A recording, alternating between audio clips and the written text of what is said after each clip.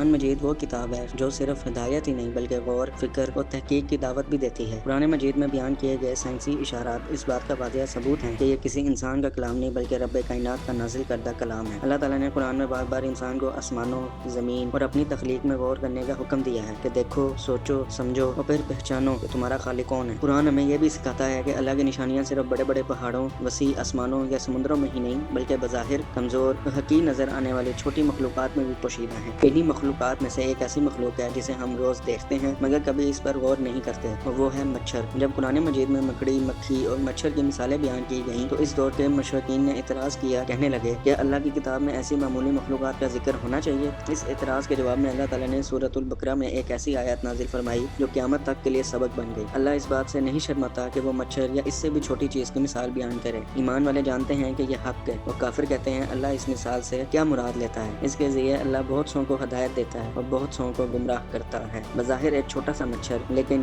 اگر غور کیا جائے تو یہ مخلوق انسان کو اپنے رب کے عظمت کے سامنے جھکا دیتی ہے۔ قرآن مجید میں مچھر کے لیے جو لفظ استعمال ہوا ہے وہ ہے بعوضہ، اور عربی زبان میں یہ لفظ مؤنث ہے۔ آج جدید سائنس ہمیں بتاتی ہے کہ دنیا میں تقریباً 3500 سے زائد اقسام کے مچھر پائے جاتے ہیں، اور حیرت کی بات یہ ہے کہ ان میں سے صرف مادہ مچھر ہی خون چوستی ہے کہ نر مچھر پودوں اور پھلوں کا رس پیتا ہے۔ سوچئے، آج ہم جدید لیبارٹریز، مائکروسکوپس اور جینیاتی تحقیق کے بعد اس نتیجے تک پہنچے ہیں، اور قرآن مجید نے 1450 سال پہلے ایک لفظ کے ذریعے یہ حقیقت بیان کر دی۔ یہ محض اتفاق نہیں، یہ علم الہی ہے۔ اہل علم روایت کرتے ہیں کہ امام جعفر صادق رحمۃ اللہ علیہ نے فرمایا، اللہ تعالیٰ نے مچھر کی مثال دی، حالانکہ یہ جسم کے اعتبار سے نہایت چھوٹا ہے مگر اس کے اندر وہ تمام اعضاء موجود ہیں جو خشکی کے سب سے بڑے جانور یعنی ہاتھی میں پائے جاتے ہیں، بلکہ اس سے بھی بڑھ کر مچھر میں ایسے اضافی اعضاء ہیں جو ہاتھی میں بھی موجود نہیں۔ اس کی سوئی نما سونڈ بالکل ہاتھی کے سونڈ کی طرح اندر سے کھوکھلی ہوتی ہے اور ایک خاص نظام کے ذریعے خون کو اپنی طرف کھینچتی ہے۔ یہ سوئی انسان کی جلد میں داخل ہوتی ہے مگر انسان کو فوراً درد بھی محسوس نہیں ہوتا، کیونکہ اللہ نے اس کے اندر بے ہوشی پیدا کرنے والا نظام رکھا ہے۔ یہی نہیں، مچھر میں خون کو فلٹر کرنے کی صلاحیت بھی ہوتی ہے۔ وہ ہر خون نہیں چوستا بلکہ مخصوص خون کو منتخب کرتا ہے۔ حضرت علی رضی اللہ تعالیٰ عنہ کا فرمان ہے، اگر دنیا کی تمام مخلوقات اکٹھی ہو جائیں اور ایک مچھر بنانے کی کوشش کریں تو وہ کبھی ایسا نہیں کر سکتی۔ وہ تھک جائیں گی مگر مچھر کی تخلیق کا راز نہیں سمجھ سکیں گی۔ آج سائنس مچھر پر تحقیق کر رہی ہے اور ہر نئی تحقیق انسان کو حیرت میں مبتلا کر دیتی ہے۔ کیا آپ جانتے ہیں مچھر کی آنکھ اصل میں کئی آنکھوں پر مشتمل ہوتی ہے جو ایک ساتھ کام کرتی ہیں۔ اس کے تقریباً 48 دانت ہوتے ہیں، اس کے 3 دل ہوتے ہیں اور ہر دل کا کام مختلف ہوتا ہے۔ اس کے 6 جبڑے ہوتے ہیں اور ہر جبڑے کی الگ ذمہ داری ہے۔ اس کے جسم میں حرارت پہچاننے کا مکمل نظام ہوتا ہے جس کی مدد سے یہ اندھیرے میں بھی انسانی جلد کو محسوس کر لیتا ہے۔ مچھر کے پروں پر ایک اور نہایت باریک مخلوق موجود ہوتی ہے جو خود مچھر سے بھی چھوٹی ہوتی ہے اور انسان ننگی آنکھ سے اسے دیکھ بھی نہیں سکتا۔ اب ذرا سوچئے کہ ایسی تخلیق کسی انسان کے بس کی ہو سکتی ہے؟ اللہ تعالیٰ نے انسان کو مچھر جیسی مخلوق کے ذریعے یہ پیغام دیا کہ غرور نہ کرو، تم جتنے بھی طاقتور بن جاؤ ایک معمولی سی مخلوق تمہیں بے بس کر سکتی ہے۔ یہی قرآن کا معجزہ ہے، وہ چھوٹی مثالوں کے ذریعے بڑی حقیقتیں سمجھاتا ہے۔ اللہ تعالیٰ ہمیں توفیق دے کہ ہم قرآن کو صرف پڑھیں ہی نہیں بلکہ سمجھیں، سوچیں اور اس پر عمل بھی کریں۔ اس ویڈیو سے ہمیں اجازت دیں۔ اللہ پاک ہم سب کا حامی و ناصر ہو، آمین۔ اگر ویڈیو اچھی لگے تو چینل کو سبسکرائب کریں، لائک اور شیئر کریں۔ اگلی معلوماتی ویڈیو کے ساتھ پھر ملاقات ہوگی، تب تک کے لیے اللہ حافظ۔